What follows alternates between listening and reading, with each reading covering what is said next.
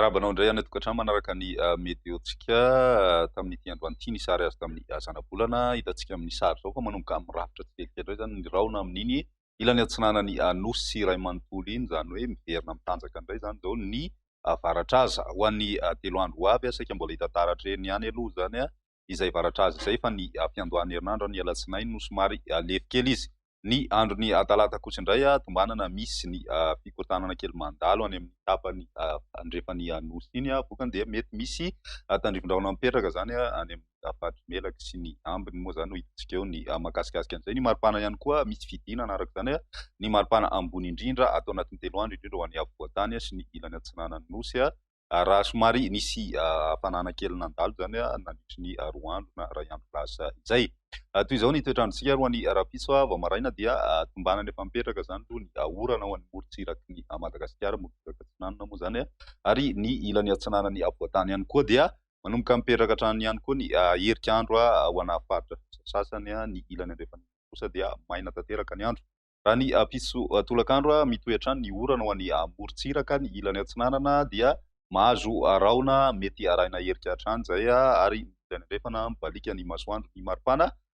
vinavina ho an'izay andro ny rapitso izay. Raha ny avoantany manokana aloha dia tombanana midina hatrany amin'ny 9 degré zay ho an'ny matsiatra ambony any amin'ny ilany atsimo atsinanana eo amin'ny 13 degré ny maripana ambony indrindra. Ny ambiny kosa raha ny morontsiraka 17 ka hatramin'ny 20 degré celsius zany ny maripana any amin'ny tapany avaratra andrefana misy an'izay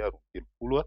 degré celsius izay. Ho an'ny andro ny alatsinainy kosa indray misy hatrany aloha zany ny raona ateraky ny varatraza saingy somary lefaka kely aloha zay amin'ny ankapobeny ny ilany avaratra atsinanana no mety misy tandrivon-drahona mandalo ao anatin'izay. Ny ambiny kosa dia maina ankoatrany any amin'ny morontsiraky ny melaky sy ny ilany atsinanany faritry Morimania matsiatra ambony ary Vatovavy Fitonany atsimo atsinanana izay mety misy raona ihany amin'izay andro ny alatsinainy izay.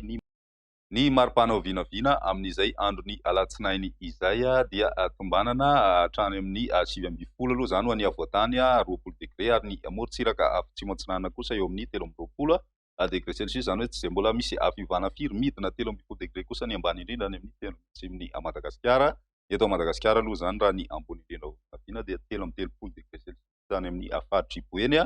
sy ny any amin'ny faritry Sofia iny zany. Ny ambiny tsy zay misy fiovana firy aloha zany amin'ny ankapobeny raha mitaha rapitso amaranantsika azy ny toetrandrontsika ho an'ny andro ny talata. Misy hatrany aloha ny orana amin'ny tapany avaratra atsinanany Madagasikara mety ho betsabetsaka izay any amin'ny faritra atsinanana sy manodididina ny tapany avaratry ny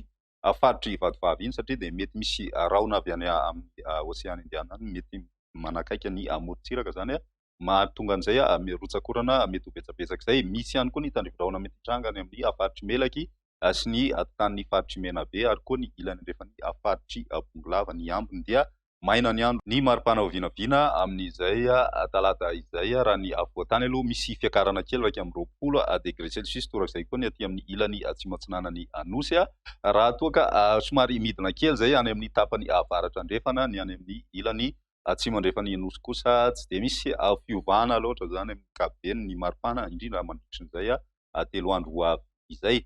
Izay ny meteontsika tamin'ity anio ty raha pidinay fotoana manaraka veloma.